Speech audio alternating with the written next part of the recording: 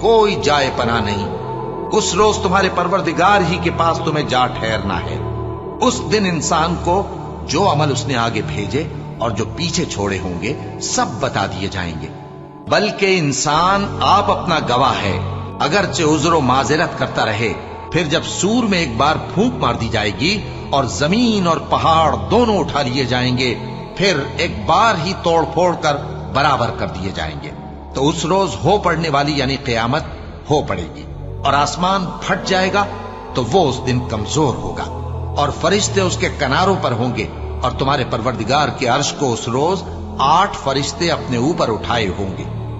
اس روز تم لوگ سب پیش کیے جاؤ گے اس طرح کہ تمہاری کوئی پوشیدہ بات چھپی نہ رہے گی۔ اب جس کا اعمال نامہ اس کے داہنے ہاتھ میں دیا جائے گا وہ دوسروں سے کہے گا کہ لیجئے میرا نامہ اعمال پڑھیے، مجھے یقین تھا کہ مجھ کو میرا